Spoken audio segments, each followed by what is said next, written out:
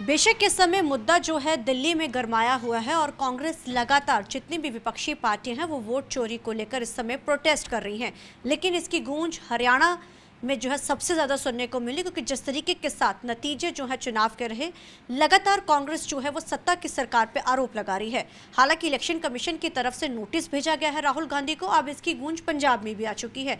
लेकिन इस समय हम बात कर रहे हैं हरियाणा की। हमारे साथ रणवीर गंगवा सर मौजूद है। सर, आज संसद में भी प्रोटेस्ट चल रहा है, वोट चोरी का जो है नारा उन्होंने दिया है, किस तरीके से आप देखते ये कांग्रेस पार्टी की और जो इनका इंडी अलायंस है, इनकी हताशा है, निराशा है। क्योंकि वोट चोरी यहाँ नहीं हुए, वोट चोरी इनके हुए हैं। जो जिस तरीके से इनके कार्यकलाप रहे, जो इन्होंने अपने समय में जो घपले और घोटाले करने का काम किया, किस तरीके से उन्होंने प्रदेश को, देश को लूटने का काम किया, इसलिए लोगों का विश्वास खो चुके हैं।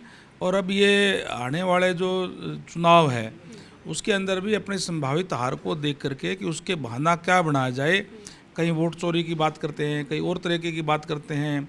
उनके अपने बयान भी कोई आपस में मेल नहीं खाते। कहीं तो राहुल गांधी जी का मैंने बयान देखा था कि वो कह रहे हैं कि फर्जी वोट बना दिए गए, और कहीं अगर कोई काटे जा रहे हैं तो ये कह रहे हैं कि वोट काटे जा रहे हैं, हमारे वोट चोरी हो रही हैं। तो इस तरीके की बात करते हैं को जो मेरे ख्याल से उनके अपने लोगों को ये समझ नहीं आ रही कि वो कहना क्या चाहते हैं। ये केवल और केवल उनकी हताशा है। और उन्होंने जो हमारे जो देश की, प्रदेश की जनता का जो विश्वास खोने का काम किया है, उससे आज उनकी हालत ये हुई है। सर, ईवीएम को लेकर भी सवाल खड़े होते रहे हैं। आज संसद के बाहर प्रोटेस्ट चल रहा है, बिहार में भी चुनाव है, और यहाँ तक भी कह दिया कि जहाँ जहाँ पर जीत हुई है वहाँ वहाँ पर वोट चोरी हुई है। आपको क्या लगता है कि बिहार, जैसे अभी आपने भी जिक्र किया कि क्योंकि अब इलेक्शंस है इसलिए सब एजेंडेस बनाए जा रहे हैं, आपको क्या लगता है किस तरीके का एजेंडा जो तैयार किया जा रहा है? मैं कह रहा हूँ ना, जिस तरीके से उन्होंने हमेशा ही बहका करके वोट लेने का प्रयास किया है।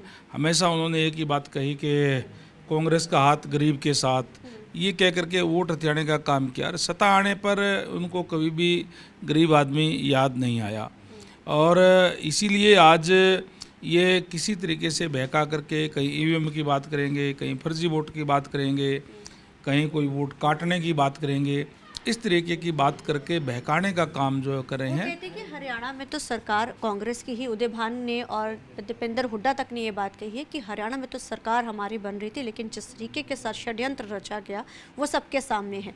आज भी वो तो बार बार ये कह रहे हैं कि हम तो चाहते हैं कि चीज़ें जो हैं ओपन हो, काउंटिंग की जाए, सब चीज़ें सामने रखी जाए। नहीं तो वो उनके जो कैंडिडेट है वो जीते हैं, और जीते कैसे हैं?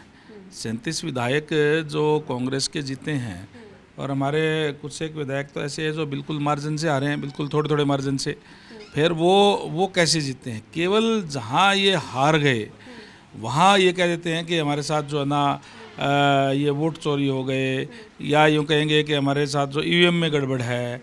गड़बड़ इनके कार्यकलापों के अंदर है, जो प्रदेश की, देश की जनता जो समझ गई है।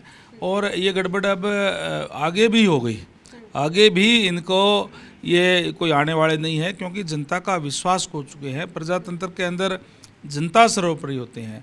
जब जनता के साथ आप धोखा करते हैं, जनता के अपने कहे हुए बात पे खरा नहीं उतरते हैं, तो फिर इसलिए ऐसा ही होता है। भारतीय जनता पार्टी जो भी हम संकल्प पत्र जनता के अंदर, बीच के अंदर लेकर के जाते हैं, उसको पूरा करके और उसके बाद में अगला टर्म में वोट मांगने के लिए जाते हैं। इसलिए आज भारतीय जनता पार्टी पर लोग विश्वास करते हैं। सर, बेशक इलेक्शन कमीशन ने 10 दिन का समय दिया है, नोटिस जारी कर दिया गया है, लेकिन पार्टी अपने उस पर भी किस तरीके का जो है एक्शन ले सकती है या किस तरीके की तैयारी में है? क्या इसको लेकर कोई बात हुई? देखिए, हमारी तो तैयारी हमेशा ही रहती है, लेकिन जो जिस तरीके से, क्योंकि election commission of India independent तरीके से काम करता है, और उन्होंने सवाल उठाए हैं, तो संवैधानिक पद पर बैठ करके राहुल गांधी जी आज माननीय नेता प्रतिपक्ष हैं लोकसभा के अंदर, उनको कोई बात अगर वो कहते हैं तो तथ्यों के आधार पर कोई बात कहनी चाहिए। बगैर सिर पैर की, बगैर तथ्यों के कोई भी बात करते हैं तो स्वाभाविक है इलेक्शन कमीशन नोटिस दिया और उसका नोटिस का जवाब दे। नहीं, पार्टी ये काम है तो, क्योंकि उन्होंने जो उठाया है मुद्दा, वो इलेक्शन कमीशन पे उठाने का काम किया, तो इलेक्शन कमीशन नोटिस दिया उनको। तो ये थे हमारे साथ बात करने के लिए रणवीर गंगवा। कैमरामैन अजिंदे के साथ चंडीगढ़ से TV9 के लिए अमनप्रीत।